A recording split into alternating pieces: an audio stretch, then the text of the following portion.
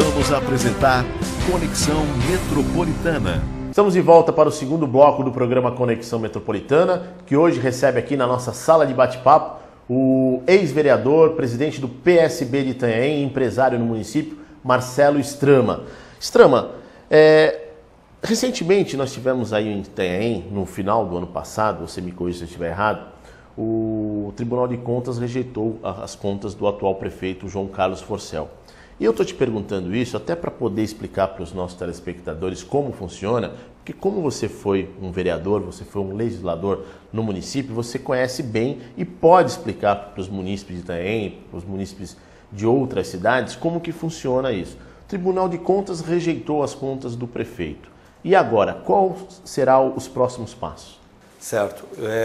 Você pediu para corrigir, no caso foi rejeitado realmente no ano passado, eles entraram com recurso e esse recurso, encerraram as possibilidades de recurso, agora definitivamente o Tribunal de Contas rejeitou. O que no caso de Itanhaém tem acontecido por sucessivas e repetidas vezes, lamentavelmente.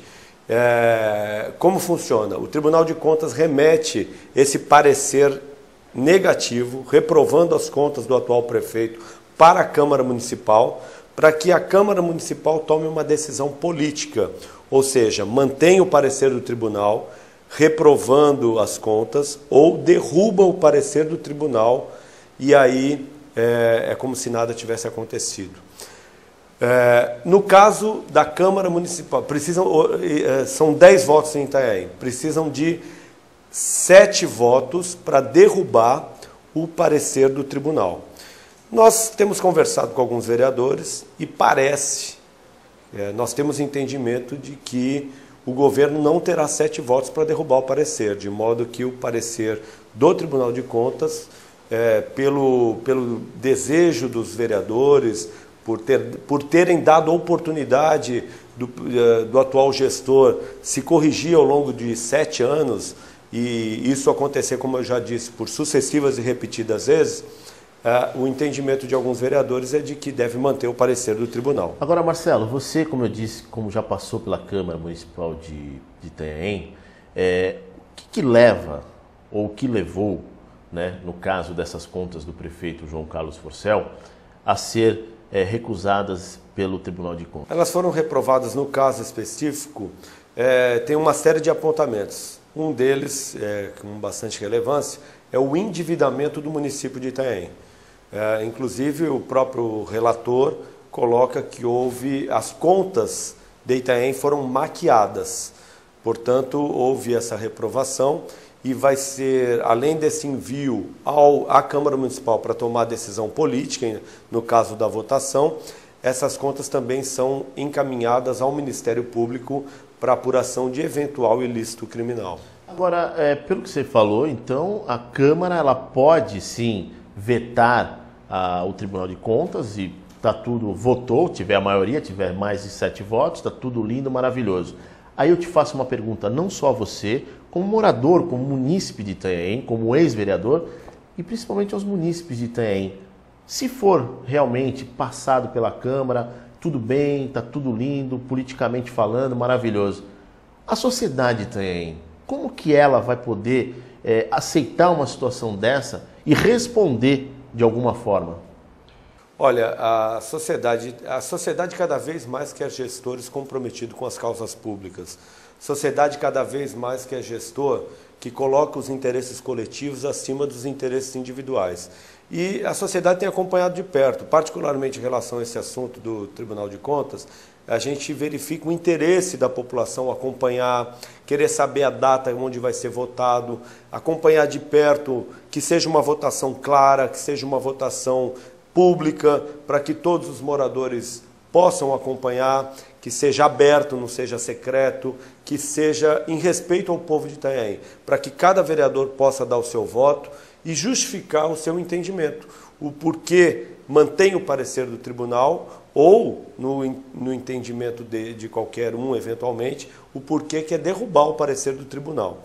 No caso de se manter o parecer do tribunal, aí é aquela questão bem conhecida, onde o gestor que tem a conta reprovada e mantém esse parecer pela Câmara ou pelo Parlamento, em caso de outras esferas, o prefeito fica inelegível por 8 anos. Agora, no caso do atual prefeito João Carlos Forcel, ele não pode ser candidato à reeleição, né, porque ele está em seu segundo mandato. Você acha que devido a isso ele não vai fazer muito esforço, muita articulação nos bastidores para que a Câmara dos Vereadores possa vetar ou não?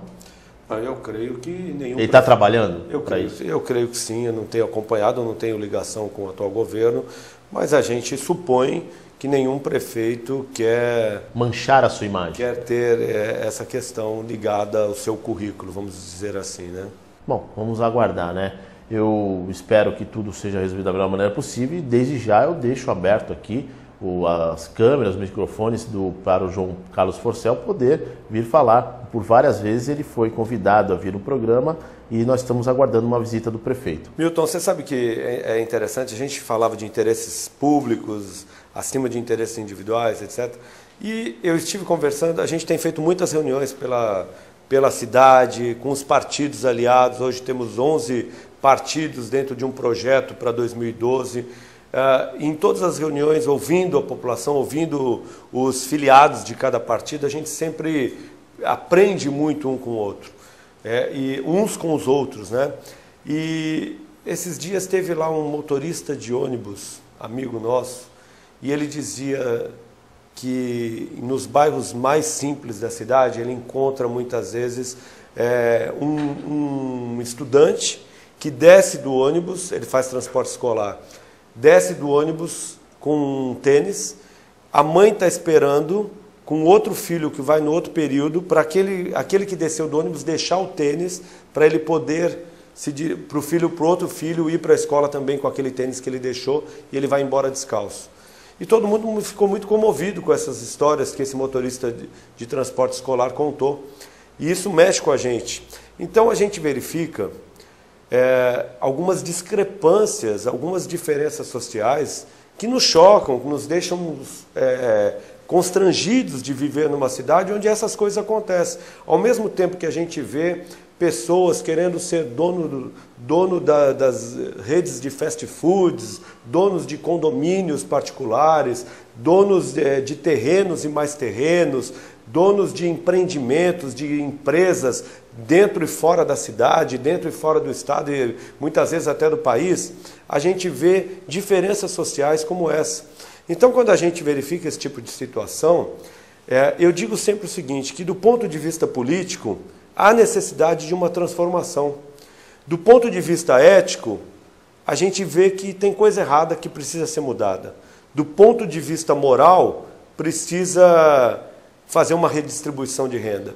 E do ponto de vista cristão, a gente entende também que precisa de uma reformulação, de um replanejamento, para que todas as pessoas possam usufruir das maravilhas que é viver em Itanhaém. E outra coisa, né, Extrema, numa cidade como Itanhaém e outras cidades onde nós temos o lado da praia e temos a terceira zona, bairros do lado direito da pista, sentido Curitiba, né, para o pessoal poder se posicionar melhor, você não pode, nenhum prefeito, nenhuma prefeita pode executar e olhar só para um lado, tem que olhar para o município como um todo, né? E Itanhaém tem essa grande preocupação porque a terceira zona é muito grande. Foi importante você falar isso, até porque o nosso secretário estadual de turismo, Márcio França, deputado federal do nosso partido, presidente estadual do PSB, liberou verba agora e recurso na ordem de 4 milhões pelo DAD, pela secretaria, e esses recursos vão ser aplicados nos bairros da cidade. A gente espera que sejam aplicados de modo a atender o maior número possível de moradores. Moradores da rua Walter Miranda serão contemplados, moradores da rua Timóteo Garcia Lamas serão contemplados, enfim. Bairros como Tropical, Jardim Oásis tem aplicação dos recursos do governo federal, Gaivota, enfim. O governo estadual, o governo federal tem feito a sua parte e o que a gente espera é que esses recursos sejam aplicados em benefício dos bairros da cidade, dos moradores, dos trabalhadores de Itanhaém e que em nenhum momento depois se repasse algum tipo de custo, uma vez que esses recursos são enviados pelo governo estadual e federal. Não pode ter nenhuma carga onerando ainda mais esses trabalhadores. E vale lembrar que a verba do DAD é uma verba carimbada, né? Os projetos têm que estar já prontos nas prateleiras para poder ser executados através do Executivo, através das prefeituras.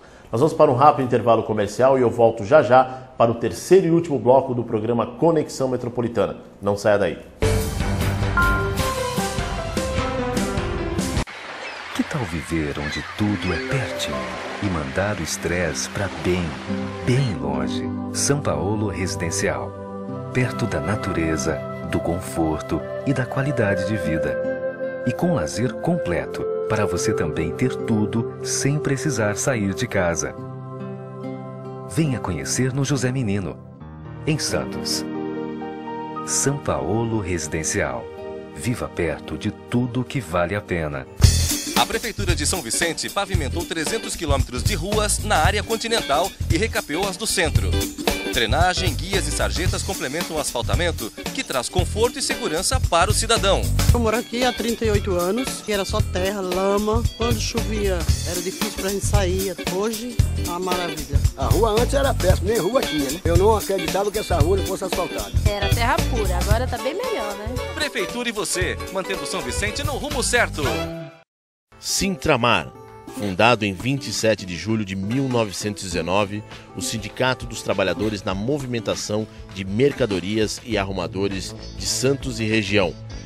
O Sintramar atende aos seus trabalhadores na área portuária, capacitando e aperfeiçoando os trabalhadores portuários. Sintramar, Avenida Conselheiro Nébias, número 257. Telefone 3234 4817. Sintramar.